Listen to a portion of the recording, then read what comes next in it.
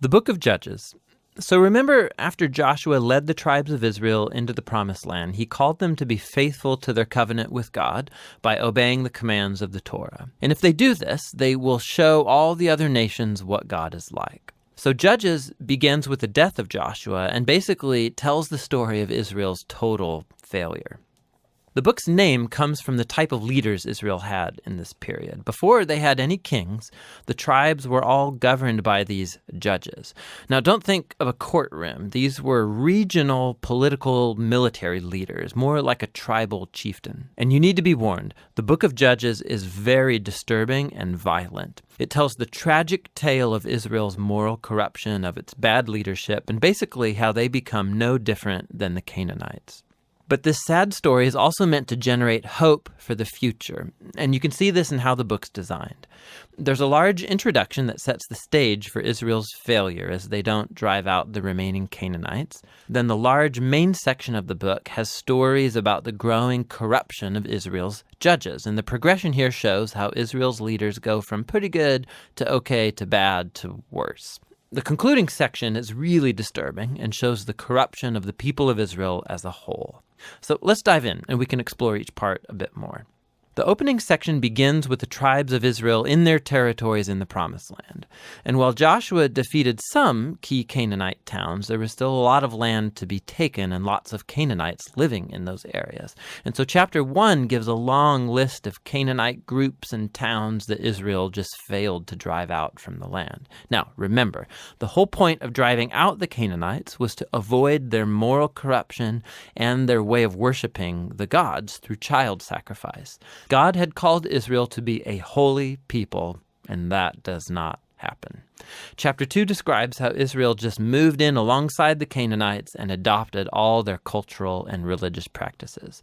And it's right here that the story stops. For nearly a whole chapter, the narrator gives us an overview of everything that's about to happen in the body of the book. This part of Israel's history, the narrator says, was a series of cycles moving in a downward spiral. So Israel became like the Canaanites, and so they would sin against God. So God would allow them to be conquered and oppressed by the Canaanites, and eventually the Israelites would see the error of their ways and repent. So God would raise up a deliverer, a judge from among Israel who would defeat the enemy and bring about an era of peace. But eventually Israel would sin again, and it would all start over. This cycle provides the literary design and flow for the next main section of the book. It gets repeated for each of the 6 main judges whose stories are told here. Now, the stories of the first 3 judges, Othniel, Ehud, and Deborah, they are epic adventures. They're also extremely bloody stories.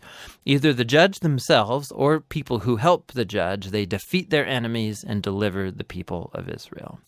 The stories about the next 3 judges are longer, and they focus in on the character flaws of the judges, which get increasingly worse.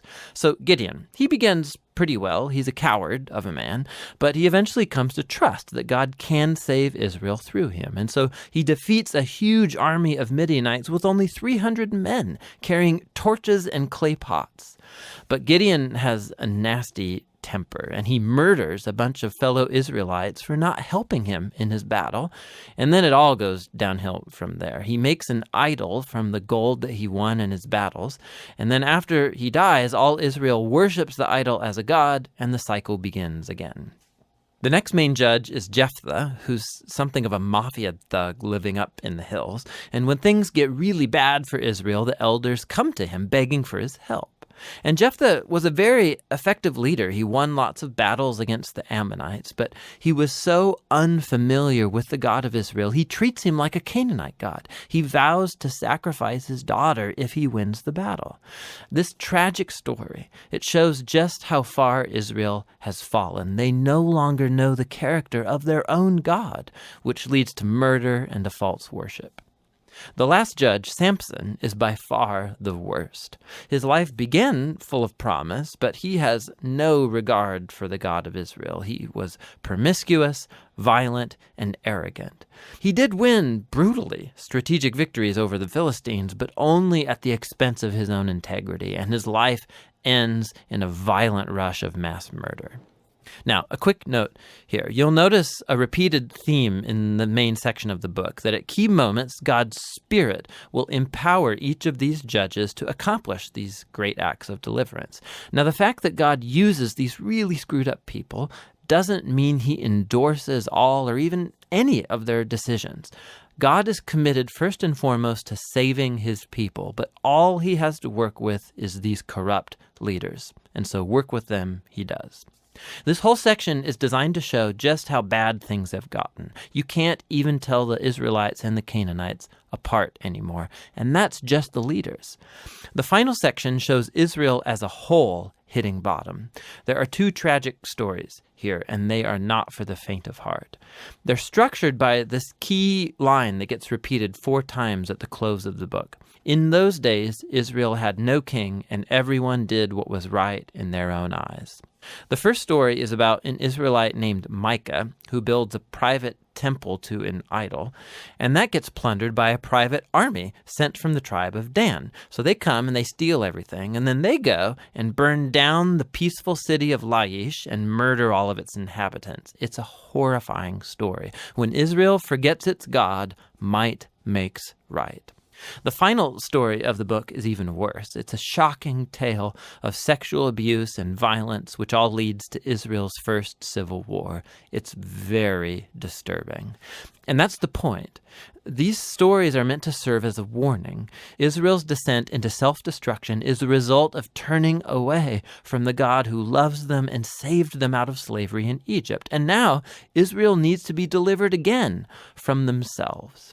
The only glimmer of hope in this story is found in this repeated line in the last part of the book. It actually forms the last sentence of the story. Israel has no king. And so the stage is set for the following books to tell the origins of King David's family, the book of Ruth, and also the origins of kingship itself in Israel, the book of 1 Samuel. But the story of Judges has value as a tragedy. It's a sobering explanation of the human condition, and ultimately it points out the need for God's grace to send a king who will rescue his people. And that's the book of Judges.